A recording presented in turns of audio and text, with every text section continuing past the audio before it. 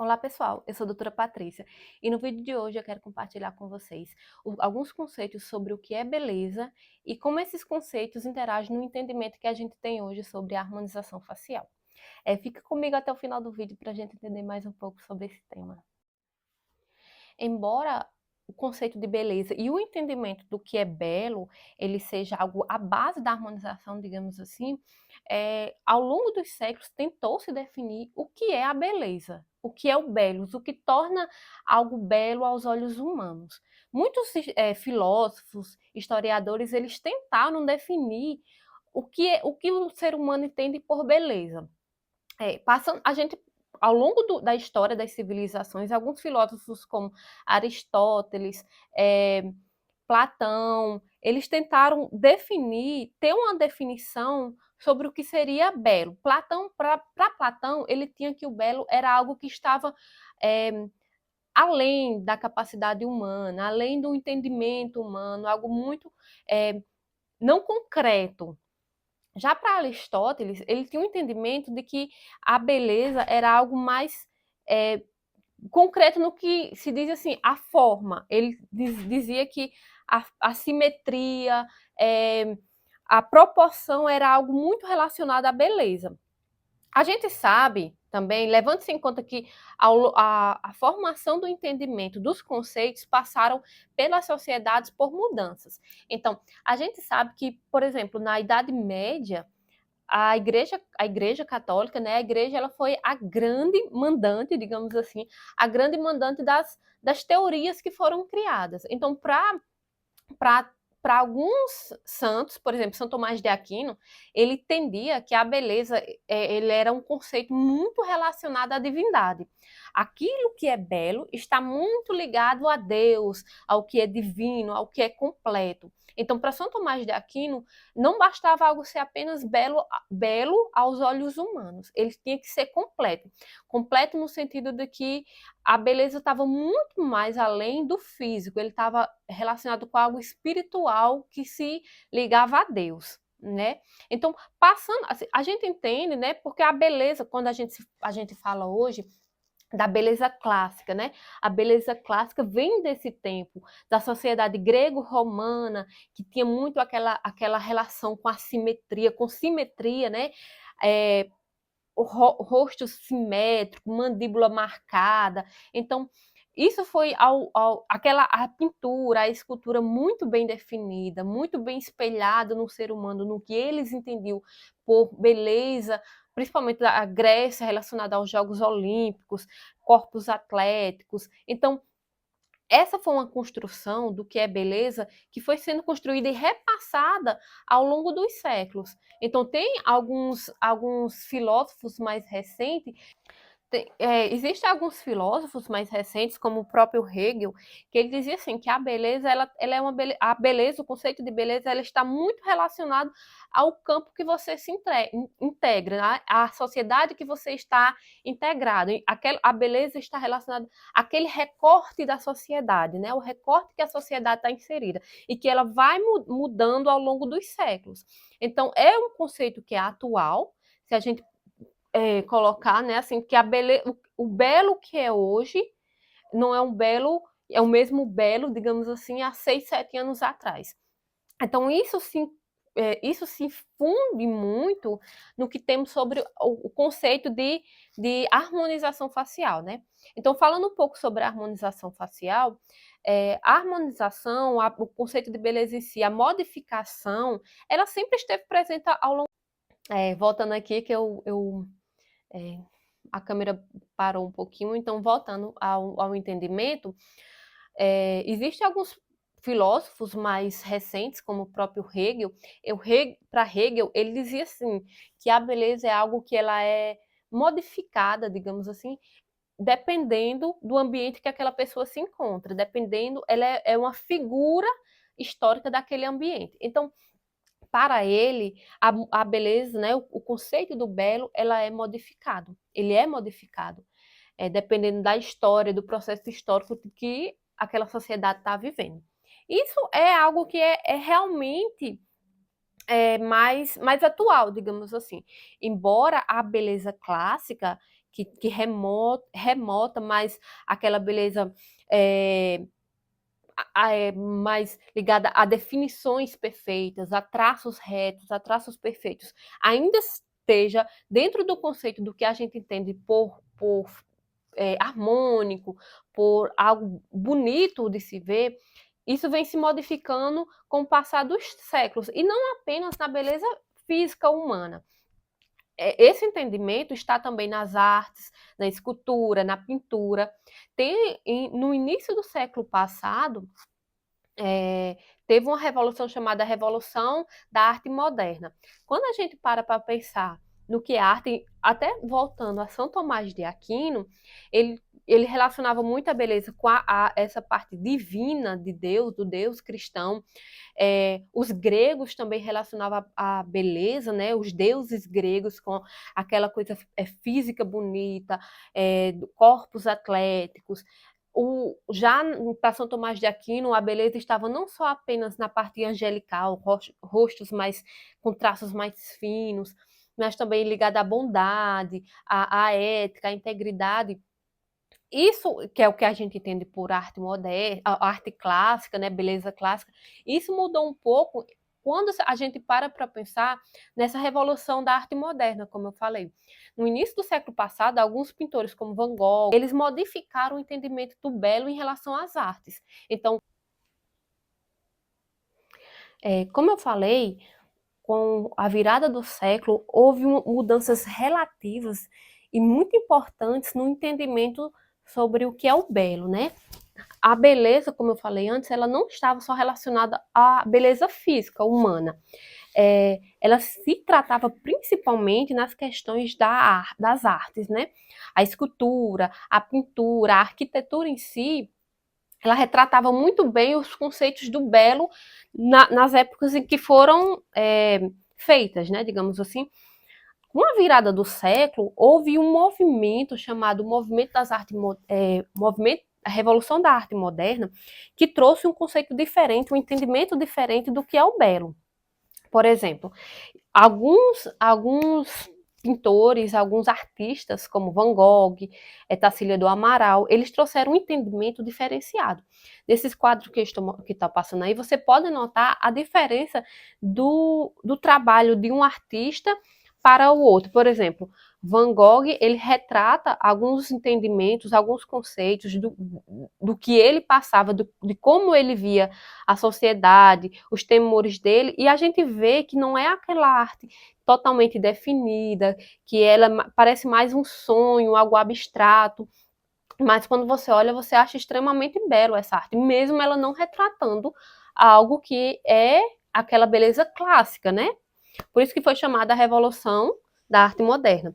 Então, essa pintura de Tarsila do Amaral também, você vê que é algo bonito, é uma pintura bonita, só que você vê que ela não é proporcional ao que a gente entende por aquelas linhas que vêm lá de Aristóteles, aquelas linhas proporcionais,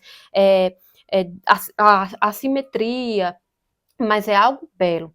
Então, isso entra muito dentro do conceito da harmonização facial. A harmonização facial, ela pode ser entendida como um conjunto de procedimentos que tem como principal objetivo trazer o equilíbrio estético e funcional e harmonizar a imagem facial. Então, o que quer dizer isso? A harmonização, ela busca trazer como o nome fala, né, uma harmonia na face. Então, a harmonização, ela busca não no início, né, como a gente pode, no início da harmonização se buscava muito esse pensamento de Aristóteles, que era o pensamento de simetria. É tanto que a gente vê alguns anos atrás, quando se popularizou mais a harmonização, aquela face muito quadralizada, aquele queixo muito protruso, muito para frente, e tentar definir uma simetria total, né? A gente sabe que nós, seres humanos, não somos simétricos. Existem algumas pessoas que elas estão dentro das simetrias, algumas da simetria, né? Aquela máscara que mede a simetria, e existem algumas pessoas que estão dentro, aquela em aquela ex-mulher de Johnny Depp, que eu esqueci o nome agora, acho que é Amber Humble, uma coisa assim, e que, se eu não me engano, há alguns anos atrás ela foi eleita como uma pessoa do rosto mais simétrico, e ainda não existia tanto o boom da harmonização, então ela é uma pessoa naturalmente mais simétrica. A outra belíssima também, a Brooke Shields, ela também estava, Ana Paula Arósio também estava dentro dessa simetria. Mas hoje a gente vê que a simetria total do rosto, ela não é algo que demonstra beleza. Porque tem até essa projeção, como vocês podem ver, que o rosto, ele, quando você coloca simetria, partes simétricas, ele acaba se tornando menos harmônico, menos bonito aos olhos do que mesmo mais bonito. Então, hoje a gente entende na harmonização facial que certas assimetrias são mais bonitas do que mesmo a simetria total da face. Isso a gente leva em consideração, por exemplo, o boom que teve da harmonização facial, dos preenchimentos, alguns anos atrás, de 2015, 2016, principalmente com as Kardashians, né? Que elas praticamente foram as grandes precursoras da harmonização, né? Do preenchimento, principalmente Kylie, com a questão do preenchimento de boca, o preenchimento dos lábios, né? Então, em relação à parte simétrica do rosto, você pode ver que, às vezes, um lábio, se ele se tornar totalmente simétrico, às vezes ele não chama tanta atenção, às vezes torna a pessoa menos bonita. Mas quando você coloca um pouquinho de assimetria controlada, um pouquinho mais de preenchimento, aquele lábio, mesmo não estando totalmente simétrico dentro daquela face, o rosto se torna mais harmonioso, mais bonito. Então, é esse entendimento do que é a beleza e o que é os conceitos de antigamente fundidos com o entendimento que a gente tem hoje é o que torna, é o que busca a harmonização facial. Cada profissional tem sua maneira de entender, cada profissional tem sua maneira de fazer o seu trabalho. Eu, particularmente, não sou a favor dessa harmonização exagerada, dessa boca que até hoje, atualmente, não está na moda, mas né, não é mais algo buscado pelos pacientes, embora alguns pacientes busquem, mas não é algo mais tão priorizado, não é mais algo que está na procura dos nossos pacientes. Então, hoje a gente busca pela naturalidade. Eu ainda quero falar um pouco sobre essa questão. Tem quase uma demonização atualmente da harmonização, que muitas pessoas se tornaram contra, mas eu tenho um conceito muito. É, eu tenho uma opinião bastante forte em relação a isso. Eu quero detalhar mais em outros vídeos, mas um pouco eu posso falar aqui, é o meu conceito do que aquilo que se torna acessível, as pessoas tendem a banalizar. Então, quando era algo inacessível, algo extremamente caro, era algo muito bonito, muito legal de que as pessoas almejavam muito. Quando isso se tornou algo mais acessível, muitas pessoas começaram a demonizar. Então, obviamente, tem profissionais e profissionais, e isso vai da odontologia, medicina, de qualquer área, mas eu acredito que a harmonização, os preenchimentos, o botox, ele veio para melhorar a autoestima, melhorar até a qualidade de vida da pessoa, porque a gente sabe que quando uma pessoa não tem sua autoestima boa, ela não está feliz totalmente. Até uma parte que fala da teoria de Santo Agostinho, que é verdade. Quando você não tem algo, tem algo faltando em você, você não está completo. Não tem como você estar completo. Então, eu acredito que, obviamente, a harmonização ela deve ser feita dentro dos padrões da ética, dentro do que o paciente precisa fazer e dentro daquilo que o profissional pode fazer. Então, a harmonização é algo belíssimo, que muda a vida das pessoas, que mudam a autoestima. A coisa mais prazerosa para mim como profissional é ver quando o paciente se olha e diz, nossa, isso aqui ficou bonito. Como dentista, que eu sou dentista, tenho muito orgulho da minha profissão, ver quando eu atendo qualquer paciente que eu possa mudar mesmo que minimamente, cada um sabe, né, o que traz dentro de si, mas se você pode melhorar um pouquinho que seja a vida da pessoa, então eu acho que sua vida já tem um pouco mais de sentido.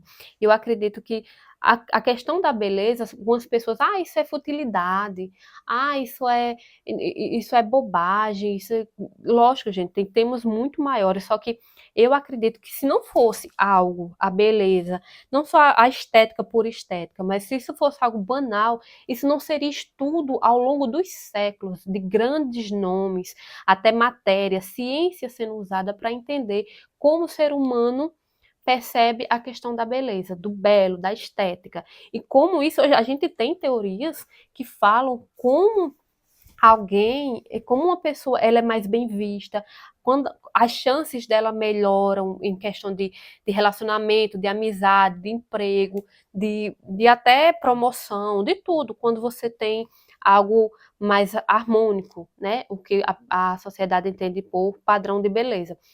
Essa questão também, né? Outra coisa muito teorizada sobre a questão do padrão de beleza.